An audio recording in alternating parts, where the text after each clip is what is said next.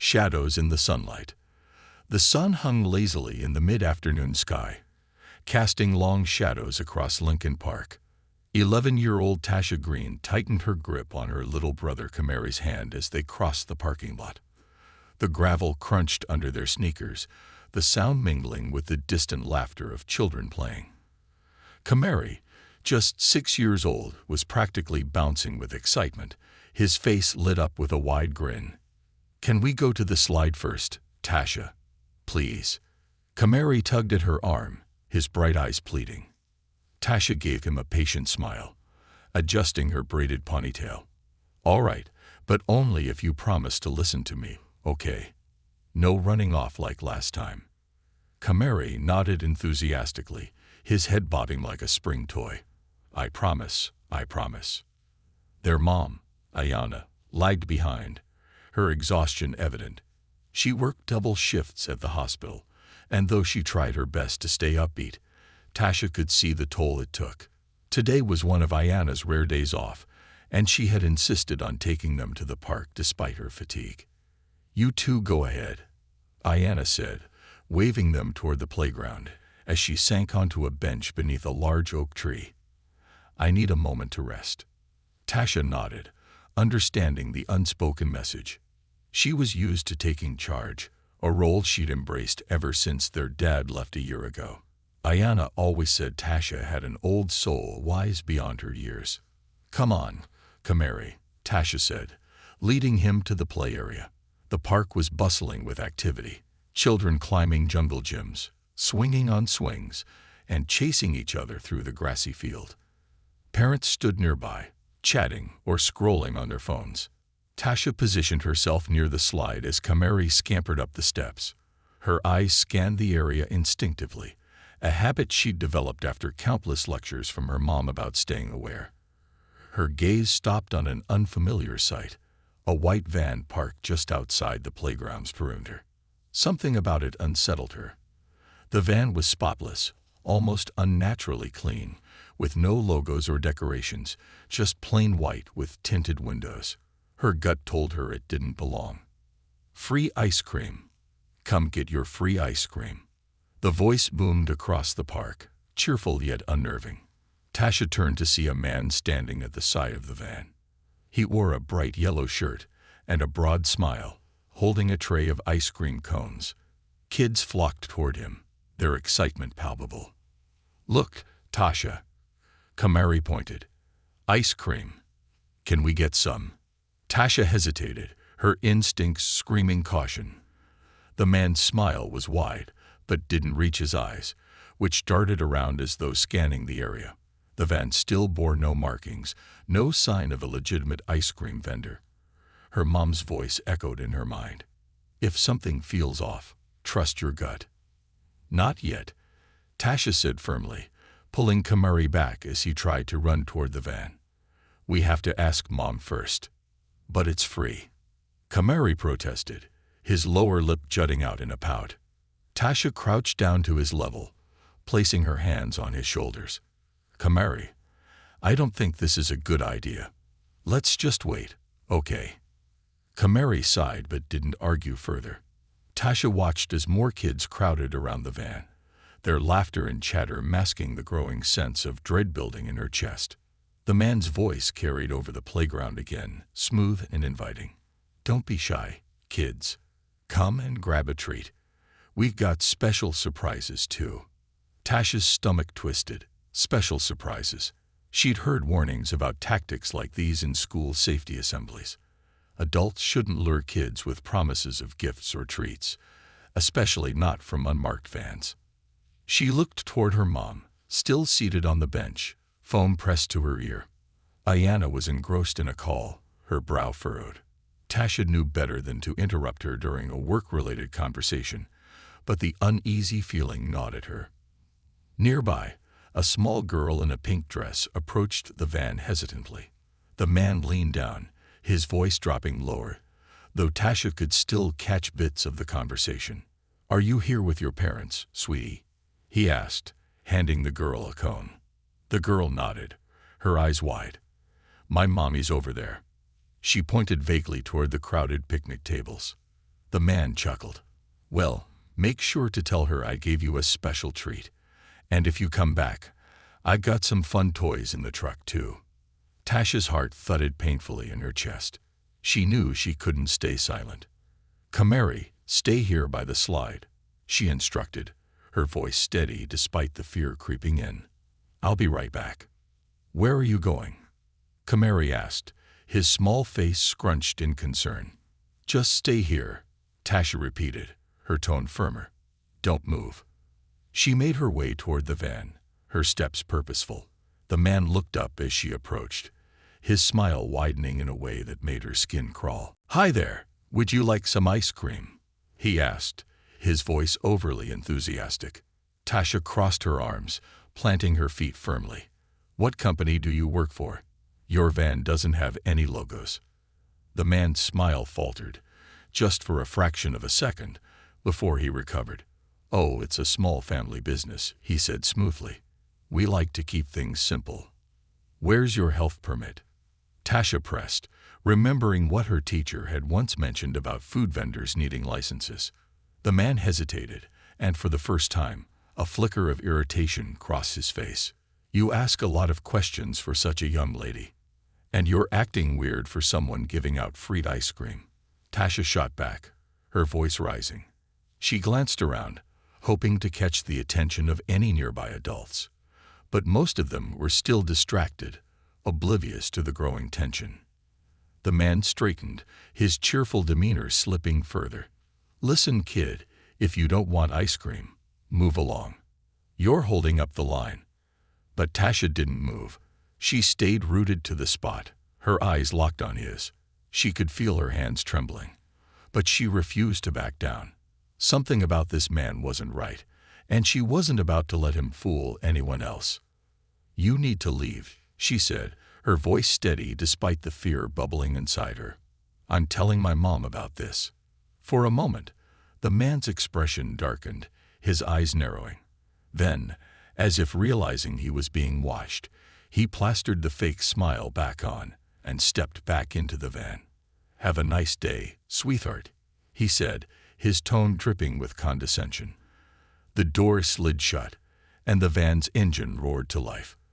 Within moments, it was gone, leaving behind a confused crowd of children and a deeply shaken Tasha. She hurried back to Kamari, pulling him into a tight hug. You okay? She asked, her voice soft. Kamari nodded, sensing her distress. What happened? Tasha didn't answer immediately. She looked toward her mom, who had finally ended her call and was walking toward them. For now, Tasha was just grateful she'd listened to her instincts. But deep down, she knew this wasn't over. Threads of unease. The warm afternoon sun blazed over the park as Tasha clutched Kamari's hand tighter. The cheerful sounds of children playing continued unabated, blending with the chirping of birds and the gentle hum of the breeze. But Tasha's mind was far from at ease. Her eyes kept darting toward the spot where the unmarked van had been moments earlier. Its image seared into her memory. She couldn't shake the unease that gripped her chest like a vice. Mom, she called out, waving toward Ayana, who was now off her call and walking toward the playground. Ayana smiled faintly, her face softening as she saw them. But even through her mom's warm expression, Tasha could see the exhaustion in her eyes. Ayana worked tirelessly, balancing long hours at the hospital with raising them alone since their dad left. Tasha often felt like she needed to protect her mom from unnecessary worry, but this time was different. What's wrong, baby? Ayana asked, crouching down to Tasha's level, her hands resting on her knees. Tasha hesitated for a moment, glancing at Kamari, who was looking up at her expectantly. She took a deep breath and told her mom everything: the strange van, the overly cheerful man, the unnerving questions he had asked the children. Ayana's expression hardened as she listened, her body tensing. Are you sure, Tasha? Did anyone else notice anything? Tasha nodded firmly. Mom, something was wrong. He didn't have any signs on his truck, and he kept asking the kids about their parents. When I asked him questions, he got weird and drove off. I don't think he was really giving out ice cream. He was. Tasha's voice broke, the fear she had been holding back finally spilling over. Ayanna pulled her into a hug, stroking her braids soothingly. You did the right thing, Tasha. I'm proud of you for trusting your instincts and keeping Kamari safe. But Mom, Tasha said, pulling back, her voice trembling. What if he comes back? What if he takes one of the kids? Ayanna's jaw tightened. She glanced around the park, her sharp eyes scanning for anything out of place. Though the van was gone, her protective instincts kicked in. Stay close to me, Ayanna said firmly. We're not leaving just yet. I need to let the park staff know what happened. They might have cameras or someone else who saw the van. As Ayanna made her way toward a nearby information kiosk, Tasha stayed behind with Kamari. She sat on a bench near the monkey bars, her mind racing. Her mom was right to tell the staff, but a gnawing doubt lingered in her mind. What if it wasn't enough? Kamari, oblivious to her inner turmoil, climbed the play structure with ease, his laughter ringing out. Tasha, look at me. I'm so high. Good job, Cam, she called back, forcing a smile. But her eyes weren't on her brother. They were scanning the edges of the park, watching for any sign of the man or his van. Suddenly, a voice broke her focus. Hey, you're Tasha, right? Tasha turned to see a girl about her age approaching. She was tall and thin, with dark curly hair pulled into a puff and a denim jacket draped over her shoulders. Tasha recognized her from school, one of the quiet kids who always sat near the back of the classroom. Yeah, Tasha said cautiously. Do I know you? The girl shrugged. I'm Leela. We're in the same math class. I saw you talking to that ice cream guy earlier. He seemed kinda weird. Relief flooded through Tasha. Finally, someone else who had noticed. Weird doesn't even begin to describe it, she said. Did you see anything else? Leela nodded, her expression serious. He asked my little sister if she lived close by and if our parents worked late. When I walked up to get her, he got all stiff and quiet. Then he handed her an ice cream and told her to run along. It gave me a bad feeling. Tasha felt her unease deepen. That's exactly what he was doing with the other kids, asking all these personal questions. Did you tell anyone? My mom, but she just brushed it off, Leela said with a frown. She said I was overthinking it, but I don't think I was. Tasha clenched her fists. Adults always acted like kids didn't know what they were talking about, but she knew something was wrong. And now, with Leela confirming her suspicions, she felt even more certain. Did you see where he went? Tasha asked. Leela shook her head. I didn't, but my mom said she thought he was parked near the back entrance when we came in. That's where the delivery trucks usually go. Tasha's mind raced. If the van had been parked near the back entrance, there might be security cameras that captured its license plate. She glanced toward her mom, who was still talking to the park staff at the kiosk. Come with me, Tasha said, grabbing Leela's hand. Let's check it out. Leela hesitated. Shouldn't we tell your mom first? We will, Tasha said. But if he's still around, we need to know where. The two girls made their way toward the back entrance, weaving through clusters of families and the occasional cyclist. The noise of the playground faded as they reached the quieter edge of the park, where tall trees lined the path. Tasha's heart pounded as they rounded the corner and spotted the narrow service road leading out of the park. She scanned the area, her breath hitching when she saw faint tire marks in the gravel. There, she said, pointing. Those look fresh. Leela crouched down, inspecting the marks. They lead toward the road, she said, but they're all over the place. How do we know which ones are his? Before Tasha could answer, a low rumble caught their attention. A van, white and unmarked, pulled into view at the far end of the service road. It was moving slowly, almost as if the driver was scoping out the area. Tasha and Leela froze, ducking behind a bush for cover. They watched as the van stopped briefly, near the park's rear gate. The driver leaned out, looking around, before pulling back inside and driving away.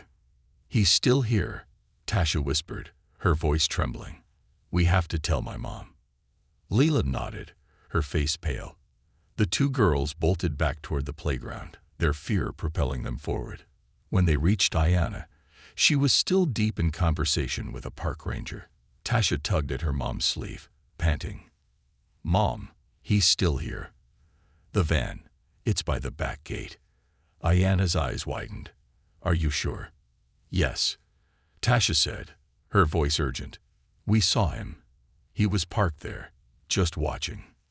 The park ranger, a stocky man with a kind but serious expression, immediately reached for his radio. "I'll alert security and call the police," he said. "Stay here and keep an eye on the kids."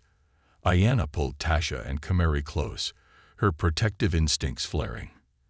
"You did the right thing, Tasha," she said, her voice firm. "But from now on, you don't go anywhere without me, understand?" Tasha nodded, her heart still racing. She clung to her mom, her eyes darting toward the park's edges, watching for any sign of the van. As they waited for the authorities to arrive, Tasha couldn't shake the feeling that this was far from over. The man was still out there, and she knew he wouldn't give up so easily. Whatever his plan was, she was determined to stop it, no matter what it took. Whispers in the shadows. Tasha stood near her mother, her small hands balled into fists as the park ranger radioed for additional help. The afternoon sun still bathed the park in golden light, but for Tasha, everything felt dimmed, as though the vibrant colors of the world had been muted by fear. Her thoughts raced. What if they couldn't find the man? What if he slipped away to another park, another neighborhood? She glanced at Kamari, who was crouched near the climbing frame, absent-mindedly stacking rocks. She couldn't let anything happen to him, or any of the other kids. The park ranger turned to Ayanna. "We've got patrol units on the way, ma'am. In the meantime, we're going to close off the back entrance and search the area. If the van's still around, we'll find it." Ayanna nodded, keeping a firm grip on Tasha's shoulder. "Thank you. I just want my kids to be safe." The ranger gave a reassuring nod and walked off, leaving them alone for a moment. Ayanna crouched down in front of Tasha, her face etched with concern. "Baby, I know you're scared, but you were so brave today. You did everything right." Tasha bit her lip, trying to hold back tears. "But what if he gets away, Mom? What if he hurts someone?" Ayanna's expression softened. She cupped Tasha's face in her hands. "That's not going to happen. You've already made sure people know to look out for him. The police are on their way, and they'll handle it from here." Tasha nodded, but a small part of her remained unconvinced. She felt the weight of responsibility pressing down on her. It wasn't enough to alert the authorities. She needed to make sure that man couldn't harm anyone else. A sharp cry broke through her thoughts. Tasha turned to see a young boy, no older than 5, standing near the swings. He was alone, tears streaming down his face as he looked around for someone. "Mommy, Mommy, where are you?" the boy wailed. Tasha's heart ached. She darted toward him, Ayanna calling after her, "Tasha, wait." The boy flinched as she approached, his tiny fists rubbing at his eyes. "Hey, it's okay," Tasha said gently, crouching down. "What's your name?" "Elijah." The boy sniffled, his voice trembling. "I can't find my mommy." Tasha looked around, scanning the park for any adults who might be searching for him. The playground was crowded, but no one seemed to notice the crying boy. "Where did you last see her?" Tasha asked, keeping her tone calm. Elijah pointed toward the picnic tables on the other side of the playground. "She was talking to some other moms. She said not to wander, but I just wanted to see the swings." Tasha nodded, understanding the curiosity that had drawn him away. "Come on, let's go find her." She took his hand, guiding him toward the picnic tables. But as they walked, she couldn't shake the feeling that someone was watching them. Her skin prickled, and she glanced over her shoulder. For a split second, she thought she saw movement near the line of trees at the park's edge. A figure slipped behind a large oak, disappearing from view. Her stomach tightened. "Elijah, let's hurry," she said, quickening her pace. They reached the picnic tables, where a frantic-looking woman stood, her head swiveling as she scanned the park. Elijah. The woman cried when she spotted them. She rushed forward, scooping her son into her arms. "Thank you so much," the woman said, tears streaming down her face. "I only looked away for a second." Tasha nodded, her eyes flicking back toward the trees. "It's okay. Just keep a close eye on him." As the woman thanked her again and walked off with Elijah, Tasha returned to her mom. Ayanna was standing near the monkey bars, her arms crossed. "Tasha, you scared me running off like that." "Sorry, Mom," Tasha said, her voice low. "I just had to help." Ayanna sighed but didn't press further. She wrapped an arm around Tasha's shoulders, pulling her close. "I'm proud of you, baby, but stay close to me, okay? We don't know who's out there." Despite the patrol cars now stationed at the park's entrances and the presence of uniformed officers walking the perimeter, Tasha's unease didn't fade. She kept replaying the image of the man's van in her mind, the way it had lingered near the back gate, the driver's predatory gaze. She spotted Leela sitting on a bench near the basketball court, her little sister beside her. Tasha walked over, feeling a strange sense of camaraderie with the girl who had shared her suspicions earlier. "Hey," Tasha said, sitting beside her. "Hey," Leela replied. She looked more subdued than before, her arms wrapped protectively around her little sister. "Did you see anything else?" Tasha asked. Leela shook her head. "No, but I don't think he's gone. People like that don't give up so easily." Tasha nodded, her thoughts aligning with Leela's. "We need to do something. If he's still watching the park, the police might not find him in time." Leela hesitated, then leaned closer. "I heard the ranger saying there's an old service road behind the park. It leads to a small maintenance shed. If he wanted to hide, that's where he'd go." Tasha's pulse quickened. "Do you think he's there?" "I don't know," Leela admitted, "but it's worth checking." Tasha bit her lip. Her mom had told her to stay close, but this felt too important to ignore. She glanced at Kamari, who was now playing tag with a group of kids, and then back at Leela. "If we go, we have to be careful," Tasha said.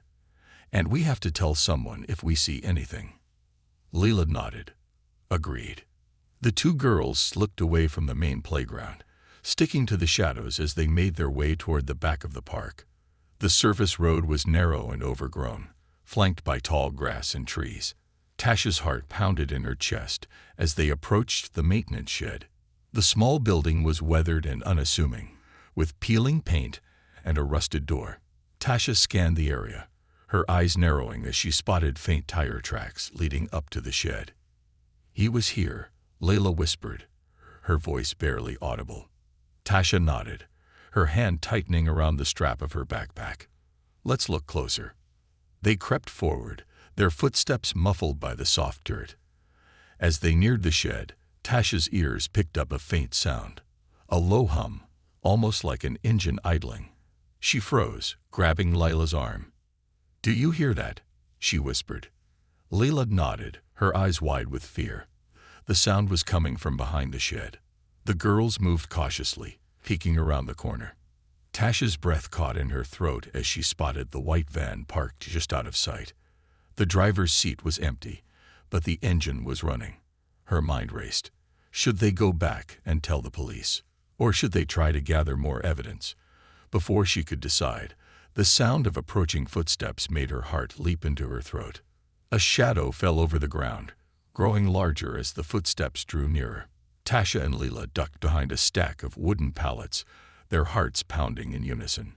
The man stepped into view, his bright yellow shirt a stark contrast against the muted tones of the shed. He was muttering to himself, his expression tense as he glanced around. Tasha's breath hitched as she realized they were trapped. If he turned his head just slightly, he'd see them. Lila reached for Tasha's hand, squeezing it tightly. They had to stay silent. They had to stay hidden. The man pulled a phone from his pocket, dialing a number. "Yeah," he said, his voice low and sharp. "I'm at the spot. No one's followed me."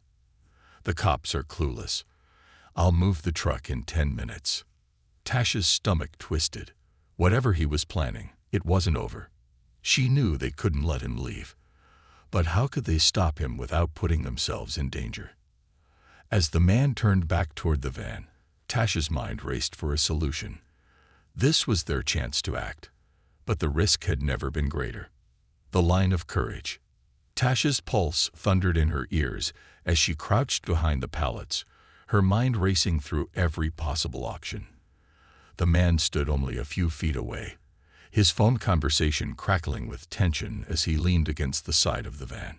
She exchanged a wide-eyed glance with Leela, who was trembling but kept her composure. "We have to do something," Tasha mouthed silently. Leila nodded but gave her a look that said, "What?" The man hung up his phone and pocketed it with a sharp motion. His gaze swept the area, his face shadowed by something far more sinister than the bright yellow shirt he wore. He muttered under his breath, pacing briefly before walking to the van's back door. He opened it, revealing a dark interior packed with objects Tasha couldn't fully see but instinctively knew weren't good. A large black duffel bag sat near the edge, half-zipped, revealing ropes and what looked like duct tape. Tasha's stomach churned. He's planning something terrible. We can't let him get away. The faint crackle of a police radio reached her ears, and she froze. One of the patrol units was getting close, too close. The man's head snapped up, his entire body tensing as he slammed the van's back door shut. He hopped into the driver's seat, the engine revving louder. "He's going to leave," Tasha hissed under her breath. Leela's eyes darted toward the service road, her lips tightening. "We have to slow him down." Tasha nodded. Her heart raced as she formulated a plan. They couldn't stop him outright, but they could buy time for the authorities to catch him. Her gaze landed on a stack of metal barrels near the shed. "If they could block the road, help me with those barrels," Tasha whispered urgently. Leela hesitated for a fraction of a second before nodding. The girls moved quietly, creeping toward the barrels while the man sat in the van, distracted as he fiddled with something on the dashboard. Each step felt like an eternity, their breath held as they reached the heavy barrels. "Push," Tasha whispered, putting her shoulder against one of the barrels. The metal screeched against the concrete as it tipped, the sound slicing through the quiet like a knife.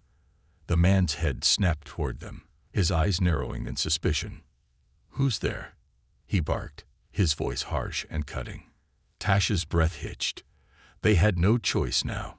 Together, she and Leela shoved the barrel with all their strength, sending it tumbling onto the narrow service road with a deafening clang. It rolled to a stop, blocking the van's path just as the man jumped out, his face twisted in anger. "You little brats," he roared, storming toward them. "Run," Tasha screamed, grabbing Leila's hand. The girls bolted, their sneakers pounding against the ground as the man gave chase.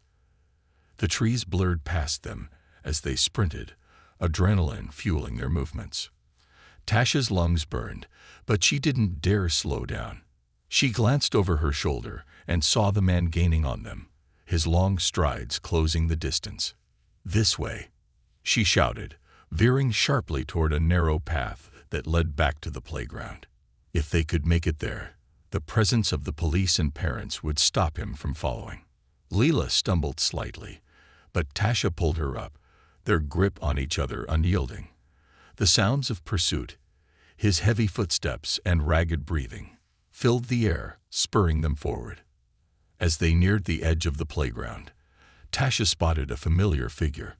Her mother stood near the monkey bars, scanning the park with an anxious expression. Tasha's heart leaped with relief.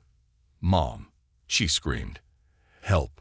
Ayana turned just as the girls burst from the tree line, her face a mixture of shock and alarm. She dropped her phone and sprinted toward them, her arms outstretched. The man skidded to a halt at the edge of the playground, his face contorting as he realized he'd been seen. Ayana's fierce gaze locked onto him, and Tasha could almost feel the heat of her mother's rage. "You," Ayana shouted, pointing at him. "Stay right there." For a split second, The man hesitated, his eyes darting between Ayanna, the girls, and the approaching park ranger. Then, with a snarl, he turned and bolted back toward the service road. "Are you okay?" Ayanna asked, pulling Tasha and Leela into a tight hug. Her voice was trembling, but her hands were steady as they checked them for injuries. "We're fine, but he's getting away," Tasha cried, pointing toward the service road. The park ranger and a police officer broke into a run, their radios crackling with updates. "He's heading toward the back exit," one of them shouted. Tasha pulled away from her mom, her heart still pounding. "We blocked the road with barrels. He won't get far." Ayanna's eyes widened, a mixture of pride and worry flickering across her face. "You did that?" "Tasha, that was dangerous." "I know," Tasha admitted, tears welling in her eyes. "But I couldn't let him hurt anyone else." "Mom." Ayanna cupped her face, her expression softening. "You're braver than I ever knew, baby." The next few minutes felt like a blur. The police fanned out, their voices crackling through radios as they coordinated their search. Tasha stayed close to her mom, her legs trembling as the adrenaline began to wear off. Lila sat nearby, clutching her little sister, who had been fetched by a concerned adult. Finally, a voice came over the police radio. "Suspect detained at the west entrance. Van secured. Send backup." Cheers erupted from the officers near the playground. Tasha felt a wave of relief wash over her, her knees nearly buckling. Ayanna steadied her, holding her tightly. "You did it," her mom whispered, her voice thick with emotion. "You stopped him." As the sun began to set, the park returned to a semblance of normalcy. Children played under the watchful eyes of their parents, and the ice cream man, the predator, was in custody. The police had confirmed that his van contained items indicating he was involved in abductions in other neighborhoods. Tasha shuddered to think about what could have happened if they hadn't acted. Leela approached Tasha as they prepared to leave, her expression serious. "You're pretty cool, you know that." Tasha managed a small smile. "So are you. I couldn't have done it without you." They shared a quiet moment of understanding, a bond forged in the fire of a shared experience. As Tasha climbed into her mom's car with Kamari, who was blissfully unaware of the day's danger, she glanced back at the park. The shadows seemed less ominous now, the air lighter. She knew she'd never forget what happened, but she also knew she'd done the right thing. Ayanna started the car, glancing at Tasha in the rearview mirror. "You saved lives today," she said softly, "and I'll never stop being proud of you." Tasha leaned back in her seat, exhaustion finally settling over her. For the first time that day, she allowed herself to feel the full weight of what had happened, and the immense relief that it was over. Ripples of change.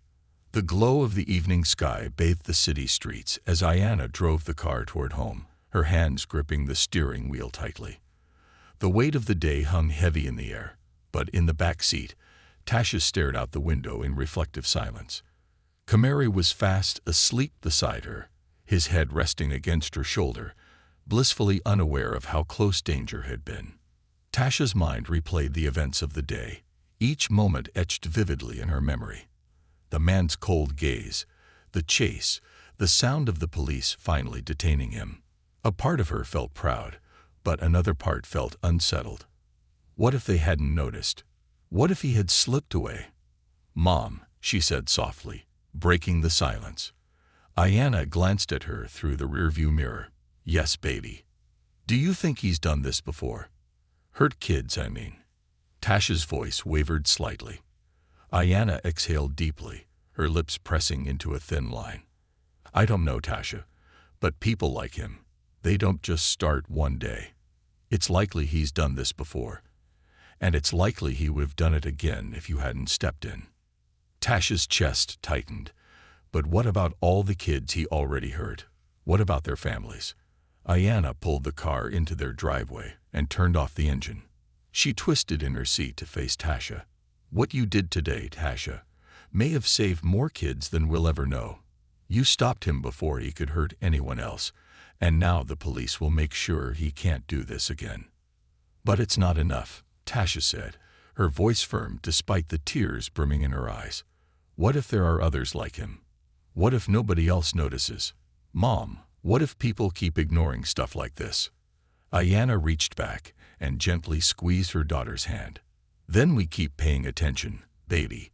We do what we can when we can. That's all anyone can do. Later that night, Tasha sat at the kitchen table, unable to sleep. The house was quiet except for the soft hum of the refrigerator and the occasional creak of the floorboards. Ayanna had checked on her twice, urging her to get some rest, but Tasha's mind was too full. She pulled her mom's laptop closer and opened it. If there were others like that man, other kids in danger, there had to be ways to help. Her fingers flew across the keyboard as she searched for stories of missing children and organizations working to protect them. Her screen filled with images, smiling faces on missing posters, news articles about abductions, and heart-wrenching pleas from families. Tasha felt a lump form in her throat as she clicked through the stories. Some children had been missing for years, their faces frozen in time on outdated posters. Others had recently vanished, their parents desperately seeking answers. She came across a website for a local organization dedicated to child safety and anti-trafficking efforts. They provided resources for families, tips for spotting warning signs, and a hotline for reporting suspicious activity. Tasha bookmarked the site, feeling a spark of purpose. She scribbled notes in her notebook, ideas forming in her mind. What if schools taught kids more about spotting danger? What if parks and playgrounds had more security? What if more people paid attention, like I did today? The next morning, Ayanna found Tasha at the table, her notebook filled with pages of scribbles. Kamari sat beside her, munching on cereal and swinging his legs happily. Tasha, Ayanna said with a raised eyebrow, did you sleep at all? Not much, Tasha admitted, rubbing her eyes. But I have an idea. Ayanna poured herself a cup of coffee and sat down across from her daughter. Okay, let's hear it. I was thinking, Tasha began, her voice gaining confidence as she spoke. What if we make sure other kids and parents know how to spot people like that man?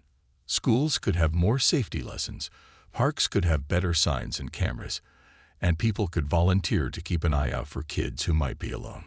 Ayanna listened intently, nodding as Tasha spoke. That's a great idea, baby. But something like that takes a lot of work. I know, Tasha said, undeterred. But if we don't do anything, then nothing will change. Ayanna smiled, pride shining in her eyes. You're right, Tasha. So where do we start? Over the next few weeks, Tasha and Ayanna threw themselves into the project. Ayanna reached out to the local organization Tasha had found, and they eagerly welcomed her ideas. Tasha wrote a letter to her school principal, asking for more safety assemblies and better security around the playground. She even started a small club with Leela and a few other classmates to raise awareness about child safety. The news of Tasha's bravery at the park had spread, and soon local reporters were knocking on their door. Tasha was shy at first, but Ayanna encouraged her to share her story. If your voice can help even one family, Ayanna said, then it's worth it. On the day of the interview, Tasha sat nervously in front of the camera, her hands clasped tightly in her lap. The reporter smiled kindly at her. Tasha, can you tell us why you decided to step in that day? Tasha took a deep breath. I saw something that didn't feel right, and I couldn't just ignore it. Kids should be able to play at the park without being scared. And I want everyone to know that if something feels wrong, it's okay to speak up. You could save someone's life. The weeks turned into months, and Tasha's small efforts began to ripple outward. Her school introduced new safety programs, and the local park installed better lighting and cameras. The organization she and her mom worked with hosted community events to teach families about staying vigilant. Tasha still thought about that day at the park often. Sometimes she wondered what might have happened if she hadn't noticed the man or if she'd been too scared to act. But those thoughts were always outweighed by the knowledge that she had made a difference. One evening, as she and Ayanna sat on the porch watching Kamari chase fireflies, Ayanna turned to her with a smile. You've started something big, Tasha, she said. You're going to change the world." Tasha smiled back, her heart swelling with hope. "Not just me, Mom. It's all of us. We just have to keep paying attention." And in that moment, Tasha realized that her bravery wasn't just a reaction to one dangerous day. It was the beginning of a lifelong mission to protect and empower others. A legacy of vigilance. The golden hues of a setting sun bathed the neighborhood in warm light as Tasha sat on the porch, her notebook open in her lap. The crisp evening air carried the sound of Kamari's laughter as he played in the yard. Ayanna sat nearby, sipping tea, her face relaxed for the first time in weeks. The chaos of the day at the park had subsided into a steady rhythm of change. But for Tasha, it was only the beginning. She flipped through the pages of her notebook, each one filled with plans, sketches, and ideas. Over the past few months, her efforts had taken on a life of their own, sparking conversations and inspiring others to take action. What had started as a desperate attempt to stop one man had blossomed into a movement to create safer spaces for kids everywhere. "What you working on, sis?" Kamari asked, bounding up the steps with a jar of fireflies in hand. Tasha smiled at him, closing her notebook briefly. "Just some ideas for a new project." Kamari peered at her with wide, curious eyes. "Another one. Didn't we already fix the park?" Tasha laughed softly, ruffling his hair.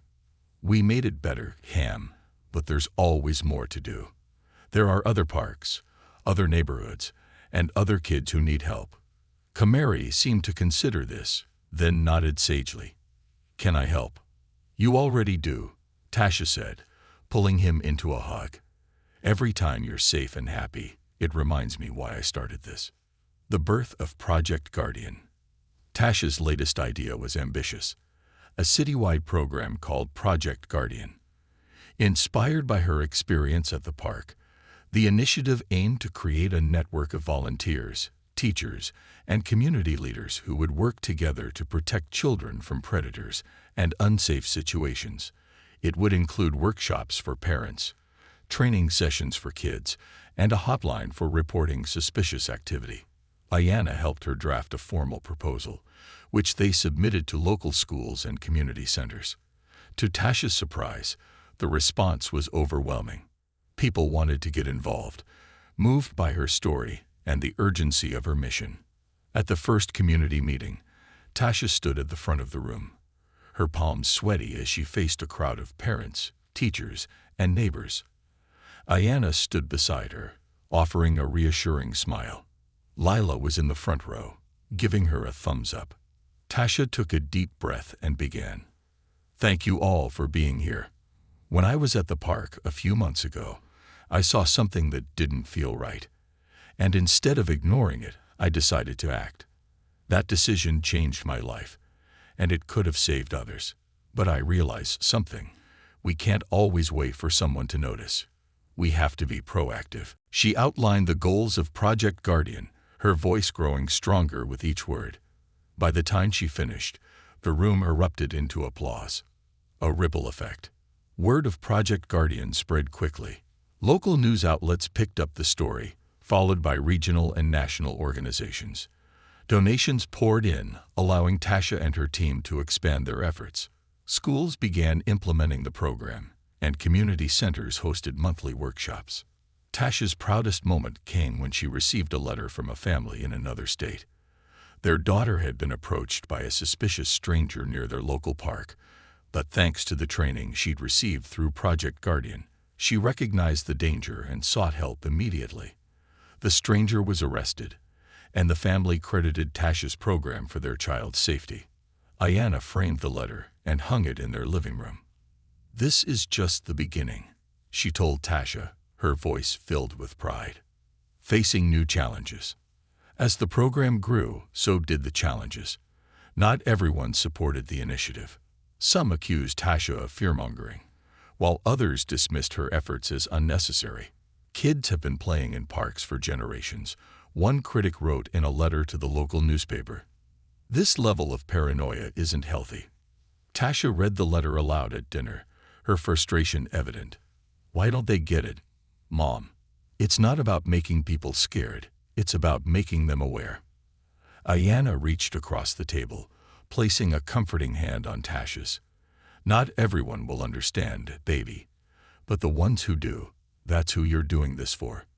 Tasha nodded, her resolve hardening.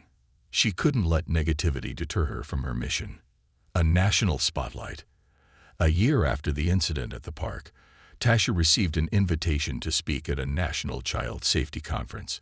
It was an incredible honor, and though the idea of standing in front of hundreds of people was daunting, she knew it was an opportunity she couldn't pass up. Ayanna and Kamari accompanied her to the event, sitting proudly in the front row as Tasha took the stage. She wore a simple dress and her hair in neat braids, her posture confident despite the butterflies in her stomach. "My name is Tasha Green," she began, her voice steady. "A year ago, I was just a kid at the park with my little brother. But when I saw something that didn't feel right, I chose to act. That choice changed everything. For me, for my family, and for my community." She shared her story, emphasizing the importance of vigilance, community involvement, and empowering children to trust their instincts. By the end of her speech, the audience was on its feet, their applause thunderous. Tasha left the stage with a sense of accomplishment, knowing she had planted seeds of change in hearts and minds across the country. A new chapter. Back home, Tasha continued to juggle her schoolwork, family life, and growing responsibilities with Project Guardian. Despite the challenges, she felt a deep sense of purpose. She was no longer just the girl who stopped a predator at the park. She was a leader, a change maker, and a protector. One evening, as she prepared for bed, Kamari wandered into her room, holding his favorite blanket. "Tasha," he said softly. "Yeah, Cam," she replied, setting her notebook aside. "Are there still bad guys out there?" Tasha pulled him onto her lap, wrapping her arms around him. "There are," she admitted. "But there are also a lot of good people, like Mom, and me, and you, who are working to stop them." Kamari looked up at her, his eyes wide with admiration. "I want to be like you when I grow up." Tasha smiled, her heart swelling. "You already are, Cam. You already are." As Kamari drifted off to sleep in her arms, Tasha stared out the window, the moon casting a soft glow over the neighborhood.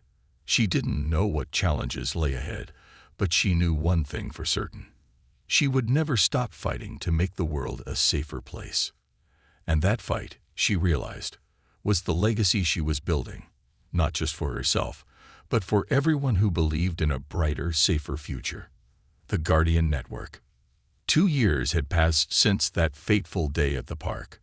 Tasha Green, now 13, sat at her desk, her laptop glowing in the dim light of her bedroom. The pages of her notebook were filled with more than just ideas now. They contained schedules, outreach plans, and even mock-ups for a mobile app she had been developing. The app, simply called Guardian, was designed to connect parents, teachers, and volunteers in real time, creating a virtual safety net for children in communities around the country. Tasha's vision for Project Guardian had expanded far beyond what she had imagined that day in the park. What had started as a local initiative had grown into a national movement. Schools in dozens of states were adopting the program, and her app was in beta testing with a few pilot schools. But despite her success, Tasha hadn't forgotten her roots. Every Saturday, she and her mom still volunteered at local community centers, running workshops for kids and parents about safety, awareness, and standing up for others. The neighborhood vigil. That Saturday morning, Tasha stood in front of a group of families in the gymnasium of Lincoln Community Center, the same center where she'd attended summer camp as a kid. The room buzzed with energy as children chattered and parents exchanged stories. Kamari, now 8, sat in the front row, proudly wearing his Junior Guardian badge, a token Tasha had made for him after he insisted on helping with every event. "All right, everyone," Tasha said, her voice clear and confident. "Let's start with the basics. Who can tell me the #1 rule when you're out in public?" A boy in the back raised his hand enthusiastically. "Always stay with your grown-up." "That's right," Tasha said, smiling. And what if you ever feel like something isn't right? A girl near the front piped up. Tell someone you trust. Exactly. And remember, you're never too young to trust your instincts. If something feels wrong, it probably is. Tasha glanced at Kamari, who gave her a thumbs up. And it's not just about protecting yourself. It's about looking out for each other. The session continued with interactive activities and role-playing exercises, helping kids practice how to respond to strangers or uncomfortable situations. Parents were given resources on how to talk to their kids about safety without creating fear. The energy in the room was infectious, and Tasha felt a deep sense of fulfillment watching the kids laugh and learn. The app launch. Later that evening, Tasha sat with her mom at the kitchen table, going over the final details for the Guardian app launch. Ayanna had been her biggest supporter, helping her navigate meetings with developers, potential sponsors, and even local government officials. "Are you ready for tomorrow?" Ayanna asked, sipping her tea.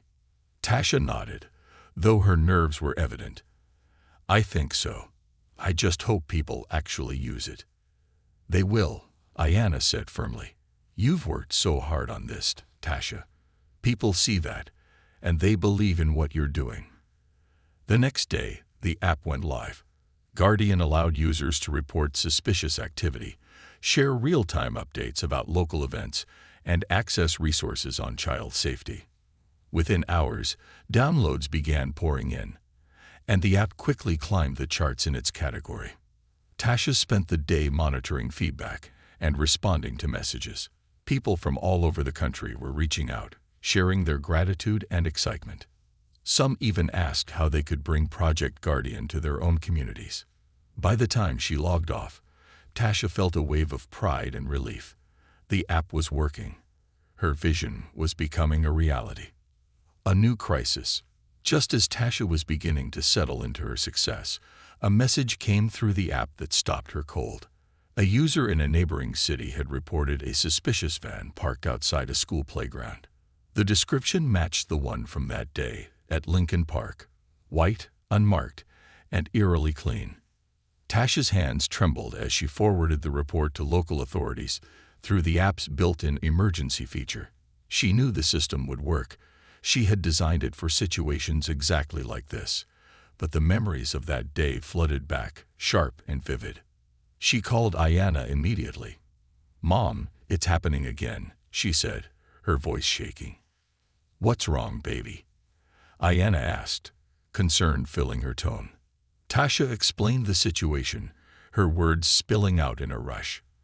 Ayanna listened carefully, then said, "You've done the right thing by reporting it. The police will handle it, Tasha. You've already given them the tools to act quickly." Tasha nodded, even though her heart was still racing. "I just hope it's enough." A ripple of change. The next day, Tasha received an update from the authorities. The van's driver had been detained, and while no immediate danger had been found, the man had a history of criminal behavior that warranted investigation. The officers commended Tasha for creating a system that allowed the report to reach them so quickly. That night, as she sat on the porch with her mom, Tasha stared at the stars, feeling a mix of emotions. "You okay?" Ayanna asked, wrapping an arm around her. "Yeah," Tasha said, her voice quiet. "It's just, I keep thinking about how many people like him are out there. It feels like no matter how much I do, it's never enough." Ayanna pulled her closer. "Tasha, look at everything you've done. You stopped one man at the park, and now you've created something that's stopping others all over the country. That's not never enough. That's incredible." Tasha let her mom's words sink in. For the first time, she allowed herself to truly feel the impact of what she had accomplished. She wasn't just reacting to danger anymore. She was preventing it, creating a safer world for Kamari and kids everywhere. The future of guardianship. Over the next few years, Project Guardian continued to grow. The app expanded internationally, and Tasha became a recognized name in child safety advocacy.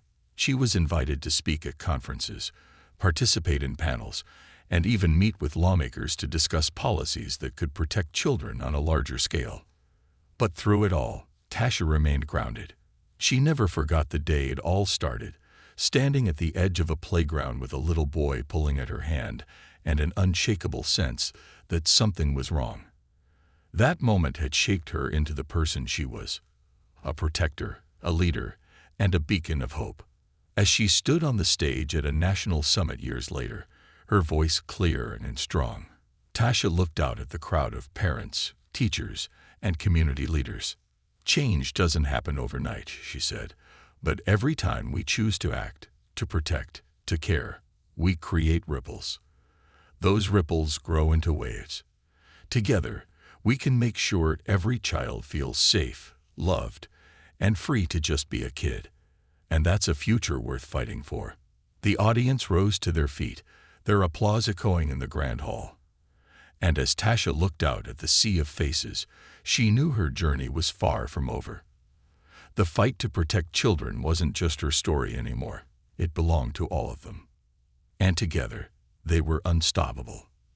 A global movement. The year was 2030, and Tasha Green, now 19, stood at the heart of the United Nations General Assembly in New York City. The air was thick with anticipation as representatives from every corner of the globe watched her, their attention fixed on the young woman who had become a symbol of hope and vigilance. What had begun as a neighborhood initiative to protect children had transformed into a global movement. Project Guardian now operated in over 50 countries, supported by governments, nonprofits, and corporations alike. The Guardian app had been translated into multiple languages, its features expanded to include real-time safety alerts, geofencing for parks and schools, and even AI-driven analytics to predict areas of heightened risk based on patterns of reported behavior. Standing at the podium, Tasha felt a familiar mixture of pride and responsibility. She adjusted the microphone, her calm demeanor hiding the nervous flutter in her chest. "Good afternoon, esteemed delegates," she began, her voice steady and clear. "When I was 11 years old, I made a choice to act on my instincts when something felt wrong. That choice didn't just save lives. It changed mine forever. Today, I stand before you because that choice became a movement, and that movement became a global force for change." The room was silent, every word hanging in the air as she continued. "Child safety is not a local issue, nor is it a national one. It's a universal right. Every child deserves to grow up without fear, to play in parks, walk to school, and live their lives in safety. But achieving that requires more than hope. It requires vigilance, innovation, and most importantly, action. A legacy in motion." As Tasha stepped down from the stage to thunderous applause, she reflected on the long road that had brought her here. The past few years had been a whirlwind of growth, challenges, and triumphs. Project Guardian had faced its fair share of obstacles, pushback from privacy advocates, logistical hurdles in implementing global initiatives, and the constant need for funding. But each challenge had only made the movement stronger. Tasha's mom, Ayana, had become a cornerstone of the project, helping to manage local chapters and mentoring volunteers. Kamari, now 14, was an official ambassador for Project Guardian, running outreach programs for kids his age and helping them understand how to protect themselves and others. Their family had grown closer through the journey, bound by a shared mission to make the world safer. And the world had taken notice. The crisis that tested everything. Just weeks before Tasha's UN speech, Project Guardian had faced its biggest challenge yet. Reports surfaced of an international trafficking ring targeting children across several countries. The ring operated in the shadows, using encrypted communication and fake identities to lure its victims. Despite the extensive resources of law enforcement, progress had been slow. Until the Guardian app became the key to cracking the case. Users in 3 different countries began reporting suspicious activity tied to unmarked vans, strangers asking children unusual questions, and sudden disappearances near public spaces. The app's AI system flagged the reports as related, alerting local authorities and Project Guardian's central team. Tasha and her team worked tirelessly, coordinating with international law enforcement and tech experts to track the traffickers. The app's geofencing feature allowed users to receive real-time alerts when suspicious activity occurred near their location, leading to a wave of reports that provided crucial evidence. The operation culminated in a coordinated raid across 4 countries, resulting in the rescue of over 150 children and the arrest of dozens of traffickers. The success made headlines worldwide, cementing Project Guardian's reputation as an indispensable tool for child safety. A vision for the future. Back in her New York hotel room after the UN speech, Tasha sat by the window, gazing at the city lights. Ayanna and Kamari were asleep in the adjoining suite, exhausted from the day's events. But Tasha's mind was alive with ideas. Her vision for the future of Project Guardian extended far beyond what they had already achieved. She wanted to integrate the app with wearable technology for children, creating smart devices that could alert parents and authorities in case of danger. She envisioned partnerships with schools and tech companies to create virtual safety classrooms where kids could learn about awareness and self-defense in an engaging, interactive way. But most of all, she wanted to ensure that no child, anywhere in the world, would feel alone in their fight for safety. A letter that changed everything. The next morning, Tasha received an email from a young girl named Sofia in Brazil. Sofia had been one of the children rescued during the international raid. Her letter, translated into English, was simple yet profound. Dear Tasha, my name is Sofia, and I am 12 years old. I was very scared when I was taken, but I never stopped hoping someone would come for me. When the police found me, they told me about you and Project Guardian. You don't know me, but you saved my life. I want to be like you when I grow up. I want to help kids like you helped me. Thank you for everything. Love, Sofia. Tasha read the letter twice, her eyes brimming with tears. She forwarded it to Ayanna and Kamari, knowing it would touch their hearts as deeply as it had hers. This, she whispered to herself, is why I do this. The Global Guardian Alliance. A year after her UN speech, Tasha launched the Global Guardian Alliance, a coalition of organizations, governments, and corporations dedicated to advancing child safety worldwide. The alliance provided funding for underprivileged communities to implement safety measures, supported technological innovations, and offered training for volunteers in remote areas.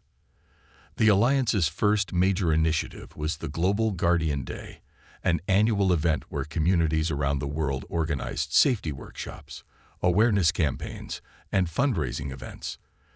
The day became a symbol of unity, reminding people everywhere that protecting children was a shared responsibility. The next generation of guardians. Tasha often thought about the legacy she was building, not just through programs and technology, but through the people she inspired. Layla, her old classmate and partner in vigilance, had become a regional director for Project Guardian, running initiatives in multiple states. Kamari, now in high school, had taken the lead in developing safety programs for teens, focusing on issues like online predators and cyberbullying. And then there were the countless kids like Sofia, who had found hope and strength through Tasha's story. One evening, as she prepared for another speaking engagement, Kamari approached her with a shy smile. "Hey, Tasha," he said, holding up his phone. "I wrote something. For the website." Tasha took the phone and read his words. "When I think about my sister, I think about courage. Not the kind you see in movies, but the quiet kind. The kind that stands up when it would be easier to sit down. She taught me that being a guardian isn't about being fearless. It's about caring enough to act, even when you're scared. Thanks to her, I'm not just her little brother. I'm a guardian too." Tasha's heart swelled with pride. "Kamari," she said, pulling him into a hug, "you've always been a guardian. You just didn't know it yet." A world transformed. Years later, Tasha would look back on her journey with awe. What began as one moment of courage in a small park had transformed into a movement that changed the world. Children played more freely, communities worked together more closely, and the voices of the vulnerable were no longer ignored. And Tasha, she never stopped. Her mission, her purpose was clear: to protect, to empower, and to inspire. Because in her heart, she knew one truth above all. A single act of courage can light a fire that burns brightly enough to illuminate the world.